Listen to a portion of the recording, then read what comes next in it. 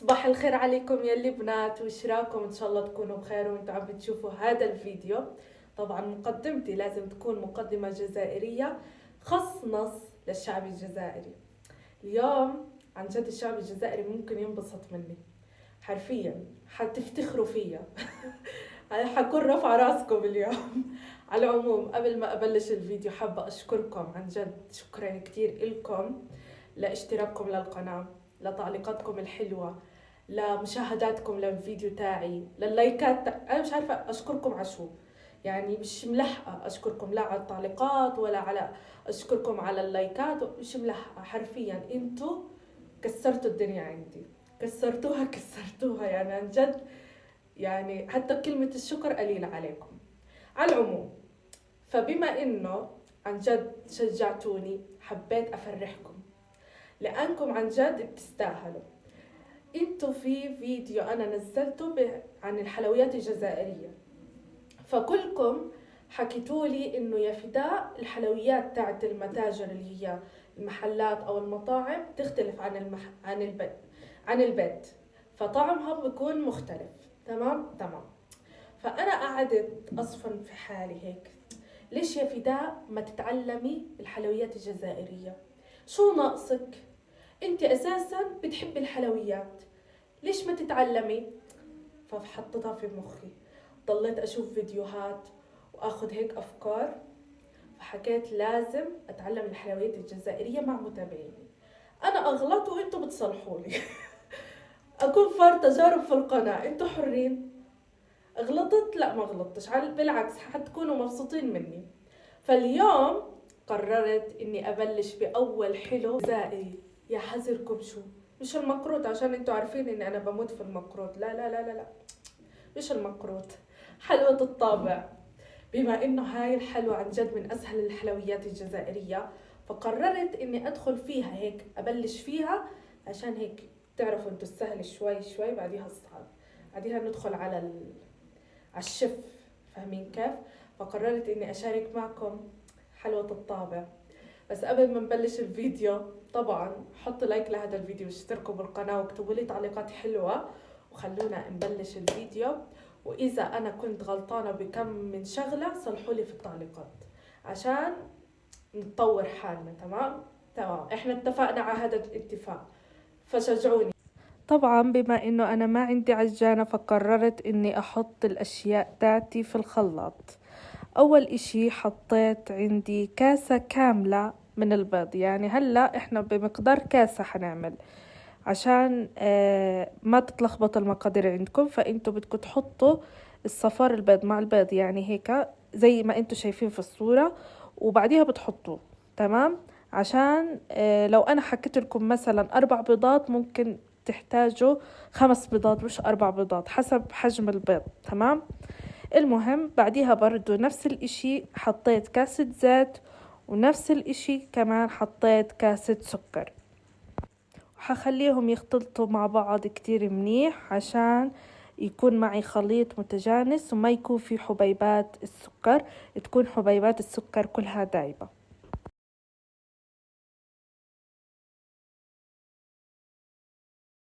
طبعا هلا حنجيب اي وعاء كبير عندكم، سواء جاط كبير، صحن، زي ما بدكم، الاشي اللي بيريحكم اعملوه.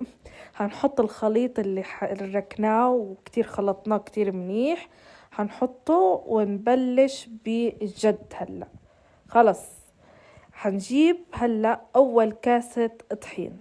تمام، ركزوا معاي. هلا حسب نوعية الطحين اللي عندكم اكم حيستغرق طحين معكم. انا الصراحة استغرق معاي بهذا الطحين 4.5 تقريبا او 5. تمام،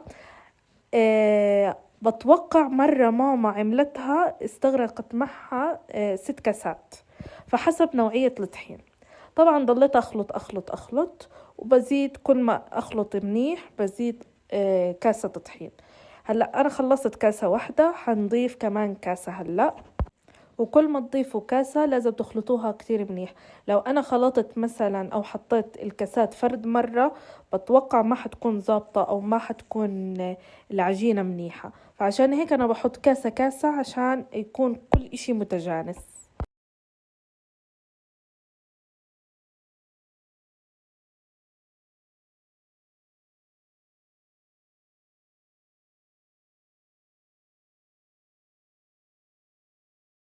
فهلأ حنحط الكاسة الثالثة.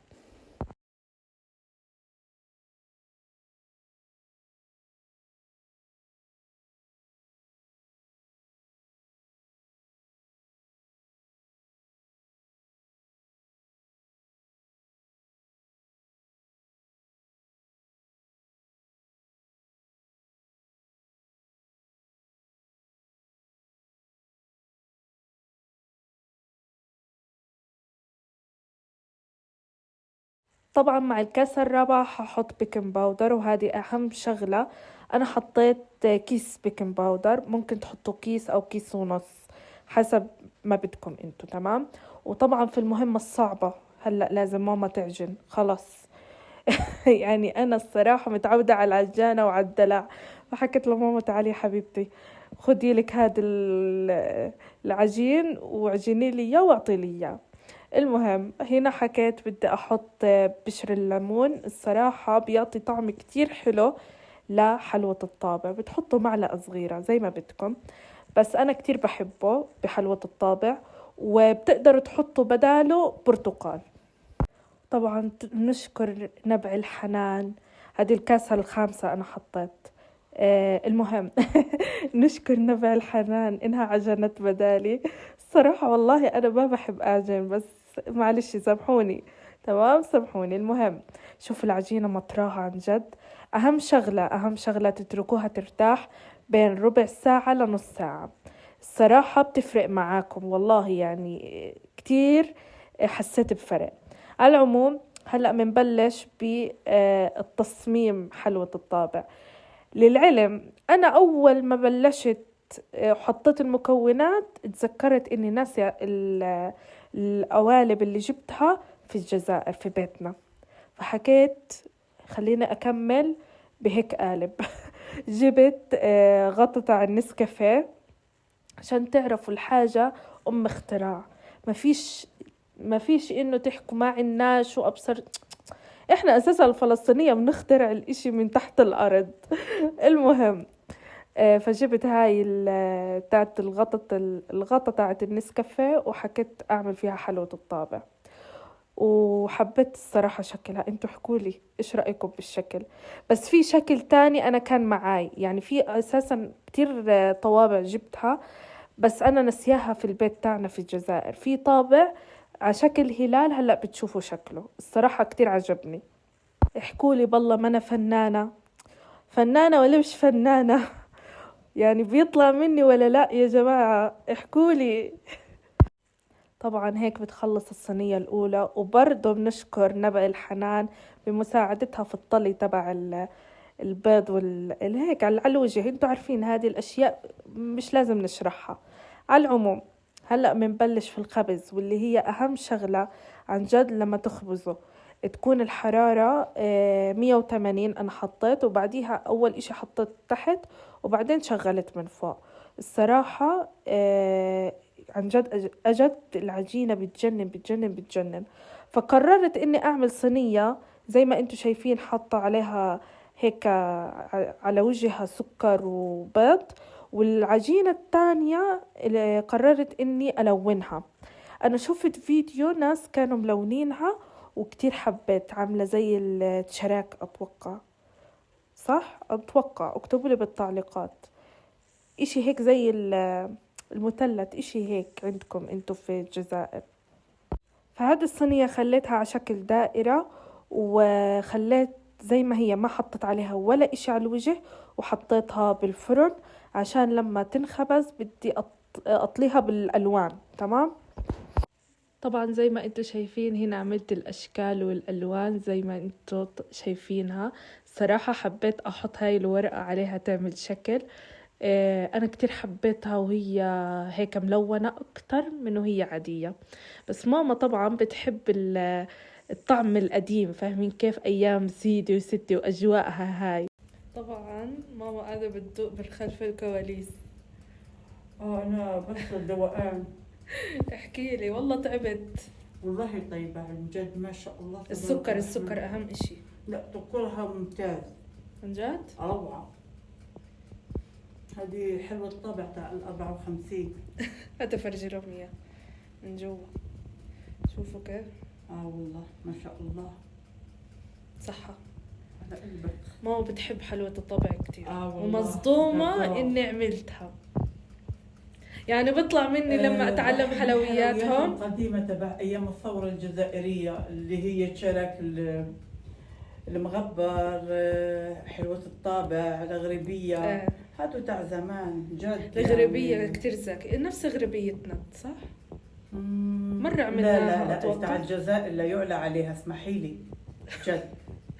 والله طبعاً. حلويات الجزائر الأولى في العالم كله. طبعا بس أنا والله. وماما دايما بنتقاتل على الموضوع هذا. شكلا ومضمونا، يعني حتى ذوقها سبحان الله، الواحد لما ياكل منها ما يشبعش جد، عكس الحلويات الشرقية كلها فيها كتير سكر. استنوا أفرجيكم هيها. تتذكري حلويات المزنر؟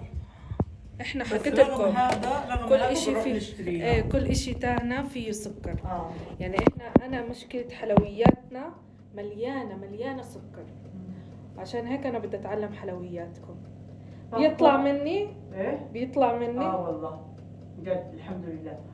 طاقات الحلويات الجزائرية سبحان الله بيحكوا عنها، او لما بنعملها بيحكوا عنها انها تحفة. حرام يعني الواحد بس يطلع فيها. صح بالذات الاشكال جد. زي استني اللي شوف الالوان، الشكل، ما شاء الله تبارك الرحمن. هذه اللي عامله زي هيك 3 هم العرايش. كتبوا لي اياها في التعليقات. العرايش عن جد؟ الوان الوانها كانت كتير حلوه. على كل حال الحلويات الجزائرية واللبس التقليدي الجزائري. الكراكو انا جد نقطه ضعفي. جد لباس الاميرات. والله نقطه ضعف الكراكو، يعني انا عن جد عندي الكراكو والقفطان بحبهم. في البدرون. ما وكل شفتوا؟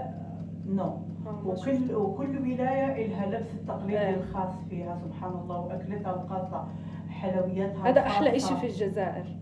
يعني صح احنا في فلسطين كتير كبيرة، مثلا احنا بنحكي الثوب الفلاحي تاعنا في غزة مختلف عن اريحة، مختلف عن بس نفس الستايل، مختلف في التطريز فقط لا غير. ايوه بالتطريز وبالالوان. اما انتو مختلف كامل، يعني اختلاف واسع.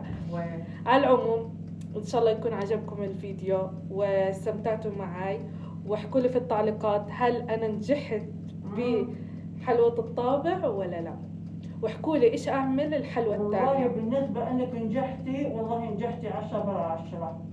ماما انت مستحيل ماما تحط علامة 10/10. والله 10/10. وكمان بدنا نضيف جيراننا اللي تحت الاتراك. للعلم احنا عندنا في تركيا بيعرفوا حلوة الطابع بس بيسموها كورابيا، بس بشكل تاني. عشان تعرفوا ان العثمانيين دخلوا عليكم وعارفين كل اشي. على العموم ان شاء الله يكون عجبكم الفيديو، حطوا لايك لهذا الفيديو واشتركوا بالقناة وفعلوا الجرس، واستنوني بحلوة الجاي. مش عارفة، نشوف نبحث على اليوتيوب او انتوا اكتبوا لي بالتعليقات ايش اعملكم الحلوة الجاي ونجربها مع بعض.